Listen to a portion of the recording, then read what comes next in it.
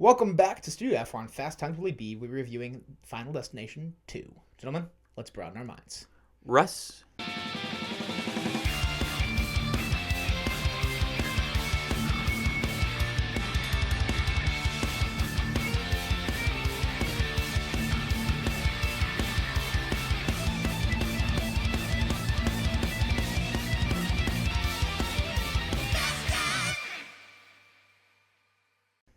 Welcome back to Fast Times Willy B. I'm Willy B. I've got Mo with me again, and we continue our journey through the final destination as we try to reach the final destination. Yeah. But now we hop to 2003 with Final Destination 2, and we're having some more fun. Oh, yeah. Director-wise, we got David R. Ellis, who ended up doing 2 movies in this franchise, and Wong did 2 movies in this franchise. They kind of took turns there for a minute until it took a new direction in the 5th one. But cast-wise, honestly, other than Tony Todd and Ali Larter, there's not really many big names. This is where we start to see the smaller names trickle in, less recognizable faces. Yeah. But still, good jobs done. We do have, I can't think of his name now. I had it in my head, but Mickey from Shameless. Oh, yeah. I was going to say, I couldn't remember his name, but I did. But when I was rewatching it, I did remember seeing it at the end. Somebody that's watching Shameless for the first time now. Yeah. I watched it I didn't realize that was Mickey the first time I watched Final Destination 2 because I wasn't watching Shameless. Same. I didn't either. And just a couple weeks ago, I saw he was in a TV show that I like watching, and it was Law and Order, and I was like, he's a forensic analyst in Law and Order. I was like, what is he doing here? What is Mickey doing here? Mickey. He's on the opposite side of the law. Mickey not this one. Milkovich. What a guy. But we'll start with the good, and let's start with the beginning, man. The logging truck accident is a buck wild start to a movie. And it's, like I said to you like in private before, to me it is one of the, if not the most iconic provision scene of the franchise. I would agree with that. I think anytime somebody thinks of Final Destination, they think the logs on the highway. And it is such a haunting and horrific scene to where it still gets people and drivers today. Because you see anytime somebody's on a road and there's a log truck, no cars behind it. No. That log truck is on its own in the lane because of this movie and what it's instilled, and the fact that for the new movie they're marketing it by having box trucks go on the highway with fake mounted logs on the top, and they have a picture of the logs on the back, and it just says Final Destination, and it just shows all that. I mean, this opening scene is one of my all-time favorites in the franchise, and I think like a highlight of the probably the highlight of the movie for me. Yeah, I was talking to my mom today because I was telling her I was doing the Final Destination movies because I watched a few of them with her when I was younger. And she goes, yeah, which one is it with the log truck? And I was like, the second one. And she goes, yeah, anytime on the highway, whether it's logs, pipes, poles, whatever it is, I'm not behind a truck if it has something that could fall out the back. Yeah. And it's because, like you said, this movie created a real fear of that. And the pipes, too, especially because later on we see pipes, we see the PVC. Yeah, but life. The opening, that definitely is one of the top ones for the good, and then kind of playing on that. I'm sorry, I cut you off. No, you're good. Yeah, I was going to say, then just kind of playing into that is the kills.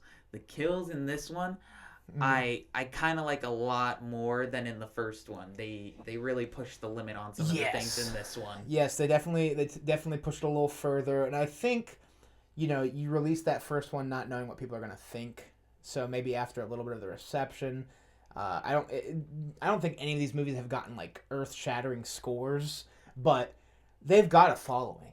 And I think that first one set them up to go a little further with this second one, and you can definitely see they did. Some of these kills are insane. I still, for the most part, pretty practical. I don't think, and anything they do computer generated is definitely not the worst of the franchise. Because we'll get into it. Yeah, the effects, they go downhill as this franchise goes on, but the second one's still pretty decent when it comes to the effects. And the kills, dude. Like I said, they're just, and we get 7 of them this time. So, excluding obviously the premonition of the log trucks, we get 7 kills as Death tries to complete its job. Yeah. So we get a little more, but that highway scene too. It's just, unlike the airplane where everybody just burns up really quick, and the roller coaster where you just hear the crashes in the third one, this one you see just about everybody die. Yeah, everyone gets their own kind of like spotlight. Like, I mean, just how it starts immediately. First log comes off, and Burke immediately just right through the front of his windshield, and then we go one by one. We go with Evan, then we go with Eugene, and then get a 3-for-1 special with Tim, Nora, and Kat in one.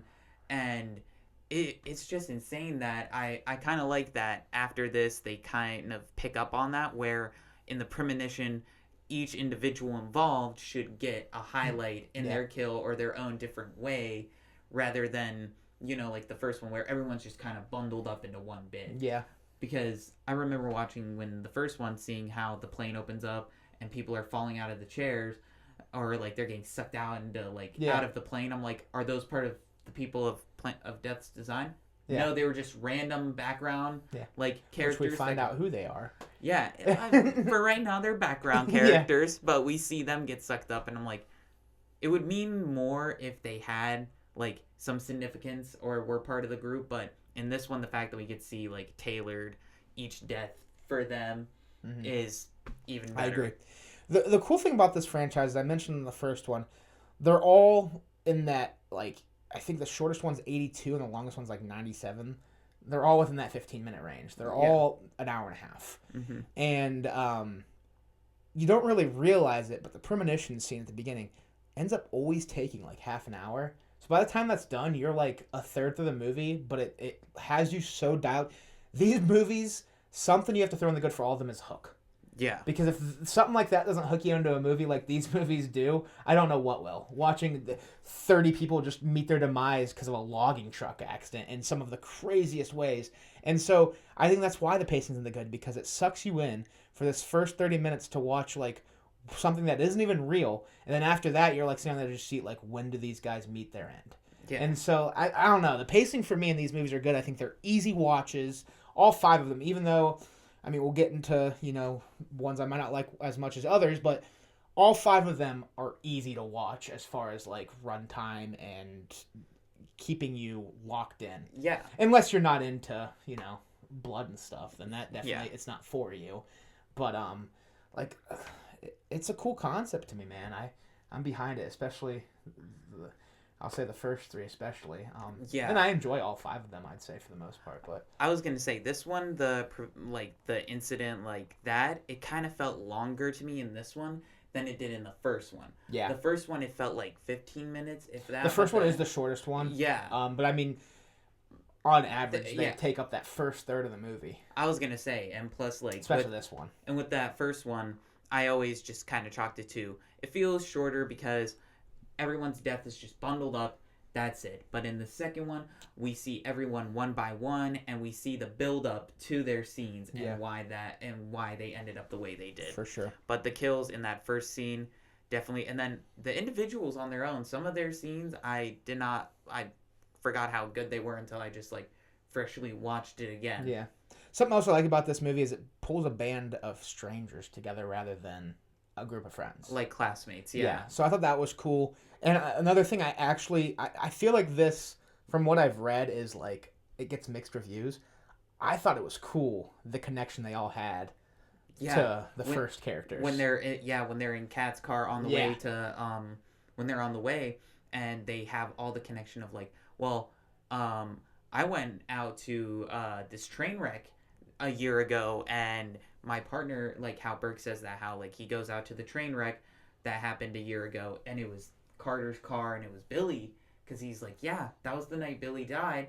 And then how Eugene's like, I was supposed to go to like school that day, but I had just been transferred 2 days prior, and the teacher I transferred for died.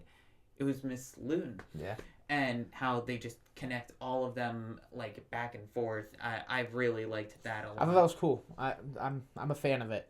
But once again, you know, we get a buck wild second and third acts with some fun kills. Those are obviously in the good. This is another one where I think I only have one kill that I would maybe say is a meh or bad, but 6 out of 7 is a good track record. I would say the top 6 kills in this movie are all pretty good. And especially one being a package deal. Yeah. Wow. And I think a good one, like another part that's for the good that I kind of really enjoyed was Clear coming back. Of Yeah. course, Clear coming back. And that like mentorship role. Yeah, and kind of getting to know, because after the first one, you're pretty much what's happened to Alex, what's happened to Clear, and then once Kimberly starts looking into it, we finally get the answers about what happened to Alex. Got hit by a brick. He was Yeah. apparently in Home Alone 2. Yeah. And Kevin was a bystander of Kevin. Find out what happened to him, and then Clear, we find out that she, after that, became so insane to where she's in this insane asylum. And she's self-admitted, and she shouldn't have pulled herself out. Yeah. I would have just kept living my life. I mean, what's the quality of life at that point? But And of course, Tony Todd's parts were some of the best, especially when he comes out of the one room with Evan on the on the gurney, and it's all red and smoky, and he comes out, he's like dead, yet still fresh. Yeah. I love that scene. Bloodworth, man. What a good character. Honestly, for this being a movie with like not a lot of big names, I have no notes on the acting. I thought the acting was pretty solid. Yeah, the acting I was convinced of emotion. I was convinced of fear. I was convinced of shock. I was convinced of disgust. All of it. I thought all around the acting was pretty baller. I mean, you're not getting Oscar-worthy performances, obviously, but but for what they're going for, a lot of this movie was in that good category again. Yeah, I've told you this one's kind of a lower one for me. So once we move on to those, I have it's more like nitpicky stuff. Yeah, but we can hop over to them if you'd like. Oh, I thought we were going to. I didn't know if you still had some more. Yeah, let's go. No. Okay. What do you got? What do you got? What do I got for the meh? Yeah. I would definitely say for the meh, one of the things that I had was Nora's character. I'm trying to think if I just wanted to pick a specific part of Nora or anything, but no. Kind of like with Lewin, her as a character in general was I think she's definitely better than Luton.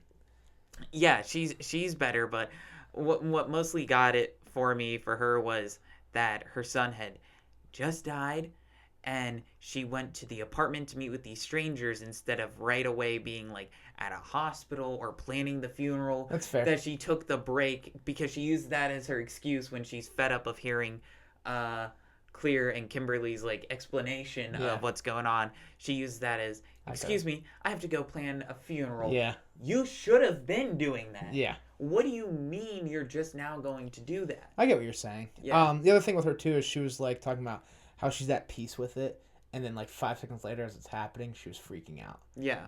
You kind of just said you were down for the death. Kind of like with Eugene, same thing. Yeah. Where they both walked out of there, heads held high. I don't care about this. Yeah. And then another part of another part of the meh, which it's more of just kind of setting. Why is there a lake 10 yards from an ER ambulance entrance? Why?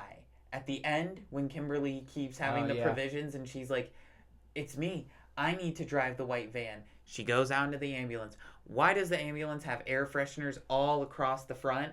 What are you seeing with that? And then how is it that she's able to just 3-point turn and then within 10 yards into a lake, submerged the van where Burke is able to run on foot and dive in to help her? Why is that a thing? I would probably just put her visions in general in the meh, because these were definitely, of the 5 movies, her visions were the most misleading. Yeah, they were. Yeah. And when they happened, I would say it definitely annoyed me. When So I was confused a lot with hers, because I'm like, what's this trying to tell you? Yeah, and I would say what mostly kind of annoyed me about her visions was when they know they're just randomly happening, and when her, Clear, and Burke are all in the truck, and she's driving, and she has one of the visions, and she goes into oncoming traffic. I just keep thinking, if we know she has these, why is she driving? Yeah. Why is she the one driving? That's fair. But there's... I was ready to get into the meh, and then I jumped the gun because now my mind's all scattered on where they are for my meh. But is there anything else you have? I don't have anything to meh. Anything. I agree with some of the points you made, and I would probably put visions there, but I don't have anything else. And I don't have anything to bad, but I'm more than happy to hop to the bad if you have something. No, I was gonna say I usually categorize the meh and the bad Okay. together, Okay. but other So, than that, I don't have that much all right. after. So we can hop to our final thoughts, ratings, and rankings. What do you want to leave off with Final Destination 2, and what are you rating it before we get into our rankings?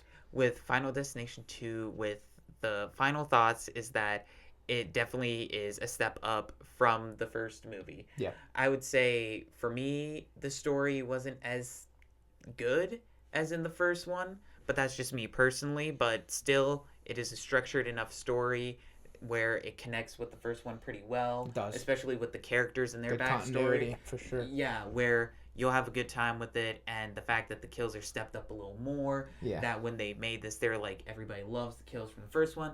Let's see how far can we go a bit forward where it's beloved, and it's also not pushing any like regulations or Yeah. rules. Yeah. But yeah, this is another great one. I think all the movies, kind of like how I said in the first, is you watch, or playing on with what you said about the first. Watch it with your friends. Watch it with people who enjoy this type of like horror thriller, and just talk about like what you thought of it, your kills, stuff like that. Why you put this or there. Yeah. Because that was always my thing talking with anybody who's seen these movies before was, okay, what'd you think of this death? Yeah. What'd you think of this, or where's it go on your list? Yeah, But for sure. yeah, that's my final thoughts I'd leave with it. What are you scoring it? Scoring it, even though it's going to get a lower score than the first one, but that's because of the storytelling, I would say, for my part. I would give it around a 7.4. Why was I thinking that? Were you? Yeah. Okay. I'm gonna go 7 out of 10 again. This is a very baseline score you're gonna get from me for most of this franchise, because it's, again, none of these movies are like, oh, that's one of the greatest movies of all time, but they're all good at what they're going for. Yeah. And so it's a 7 out of 10 for me. It's just your solid film. I would probably put this one a hair ahead of the first one if I'm ranking the movies. Okay. Just because the more intriguing kills and the first premonition being what it is, Yeah. as iconic as it is. But now we can hop to ranking the kills. So we have 8, but 7 scenes. I was going to say, I have 6 kills, and that's We have Kat, Nora, Tim, Evan, Rory, and then Eugene and Clear. Eugene and Clear, If you remember their and Brian. Brian. The barbecue scene. Oh, if you're counting his, yeah. I do count it. Okay, see, I love that scene, by the way. Little teaser to where I might rank it. I love that scene. I just kind of did the group. Okay. But I could definitely fit Brian in there. I mean, my opinion of it is bad, so that's why I can easily fit it in there. All right, well, we'll start with 7th. We'll start with 7th. With 7th, I'm gonna go Nora. I mean, I kind of explained. Yeah. Don't really like her character, and the kill. I mean, I feel like even if you don't see these movies, if you get on an elevator for the first time, or a shady elevator, that is your first thought is, what if this closes on me or something like that. So I feel like that's a fear that some people have had, even if they've never seen or before these movies, is that they're going to get caught in the elevator and get split. Yeah. And her scene was just kind of weird to me. I did not like the old man. The old man really threw it off for me. And kind of That's fair. How they predicted that it was going to happen. When Rory's pushing all this stuff in the closet, and then he sees a man with hooks. I was like, you're telling me that shadow casting that's how you're going to tell what it is? And then when she finds out that, like, a man with hooks, like, she immediately just panics. Instead, I would have probably been more calm about it if I knew he was right there, rather than how she just immediately ran right away. And it is one hook into the ponytail. You're telling me the old man, Eugene, could not get that one hook out of the hair? You hate this kill. Yeah, I do. I don't like it. Yeah, I don't. He's going off. I was going to say, let's move on before I take up about 5 minutes. For my 7th, I'm going Eugene and Clear's explosion. This is, when you said we get a dual package, I'm like, that's probably my one, man. I don't know. It wasn't anything like super creative. I get it, like the explosion. And this is where I think the effects took a little hit, because Clear's little takeover wasn't great. And her jacket somehow stayed pristine. Yeah, yeah. I'll admit. So it's just, for me, it's the weakest of the 7 we get. Okay. We can hop to 6th. For 6th, I have Evan. I do too. I So have we're agreeing right here. Yeah, okay. I have Evans mostly because of like how first off, if you're living like that, that's a problem, and more of he won the lottery, he won $250,000.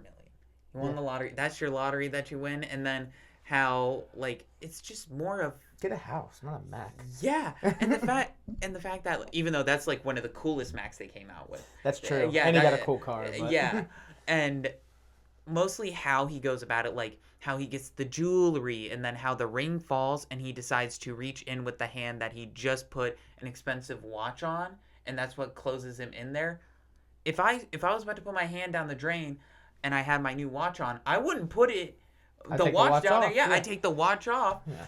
And how just completely unaware he is of all his stuff. Like, if I have rotten food, I'm not going to throw it outside. Yeah. Or I'm not, like, going to just microwave something right away without looking at the contents or putting it into a bowl to where those magnets fell off.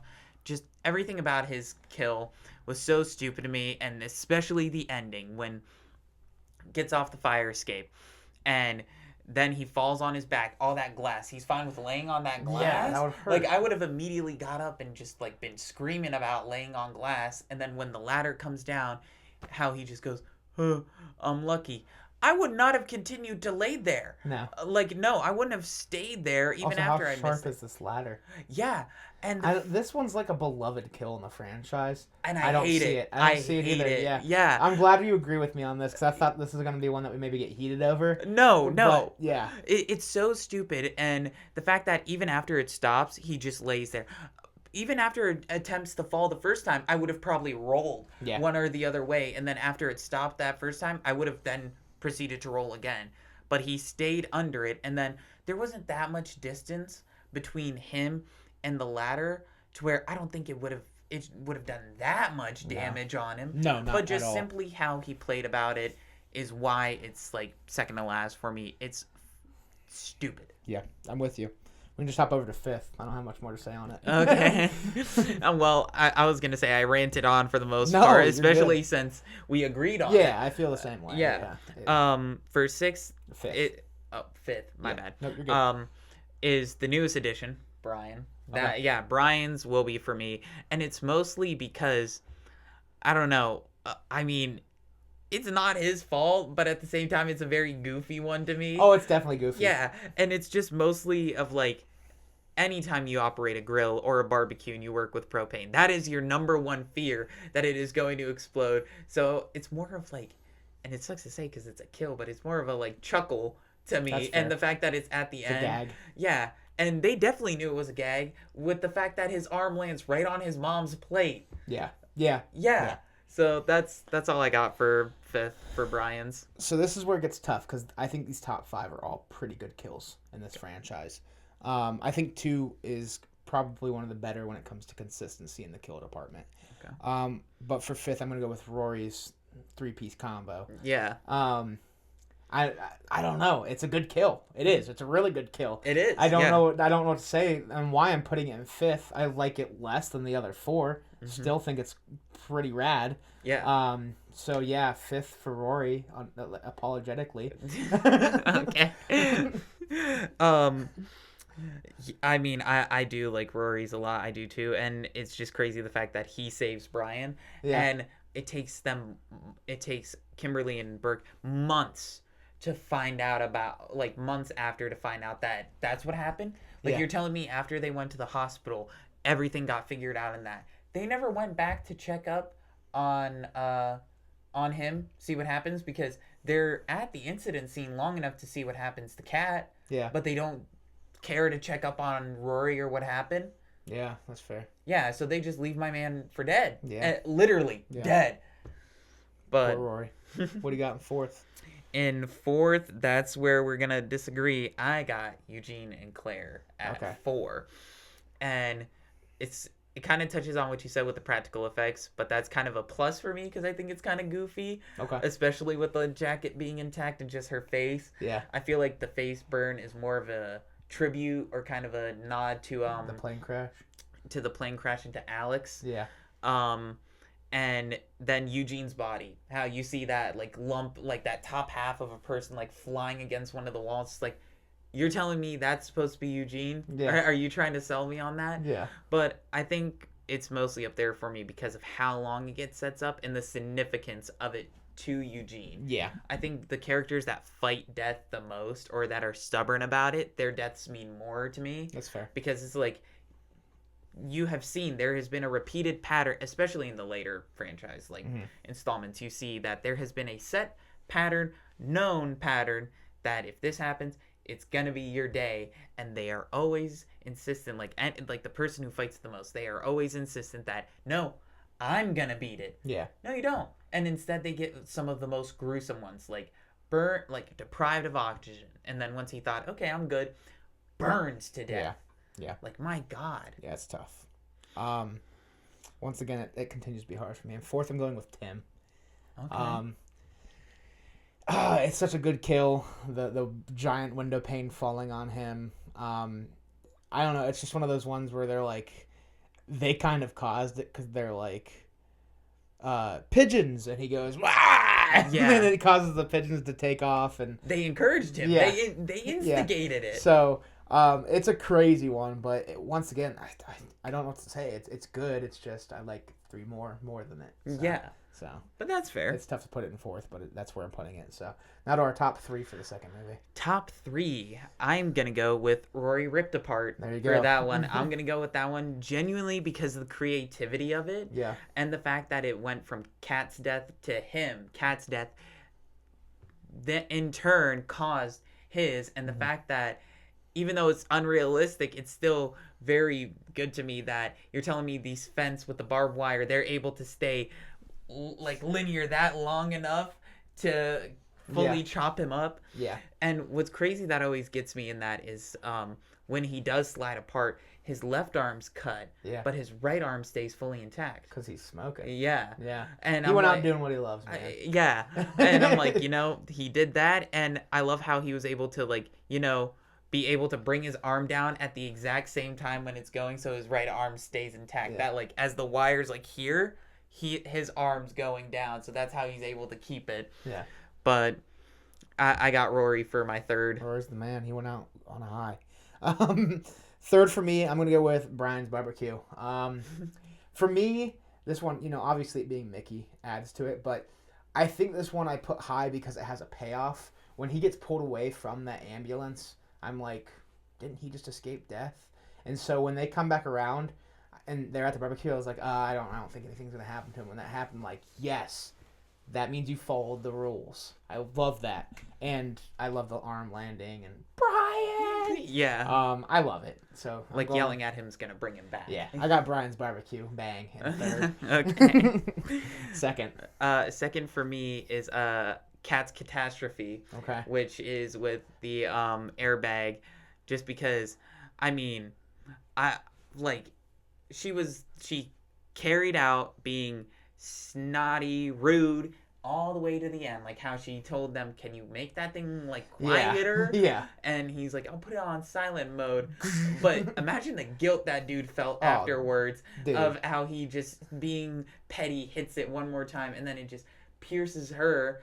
And how would you live with yourself? I know. And I think what kind of puts that kill higher up there for me is her stupidity of still keeping it behind her head. Yeah. Like, knowing me, if I knew I had my legs locked in like that and it was going to be a while for me to get out, I would have just turned and probably rested my head on against it. Against it and smoke.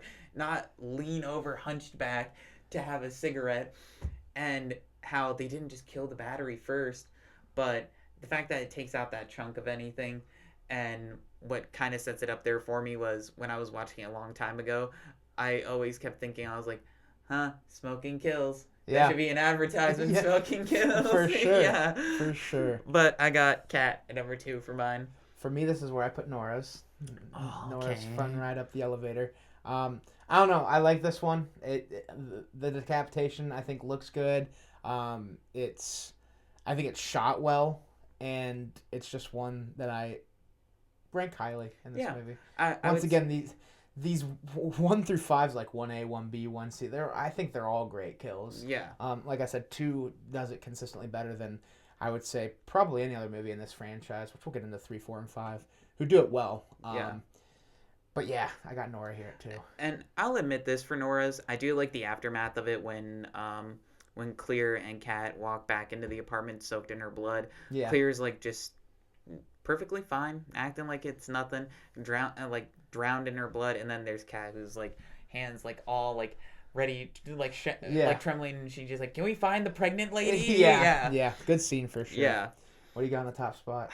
Number 1 for me is Tim. Yeah. Tim's tummy time. Yeah. Yeah, and that one's for me, just because it's the boldness of doing that. Even though he's a teenager, but still killing someone young. Yeah. On like in a movie, let alone on TV or anything like that.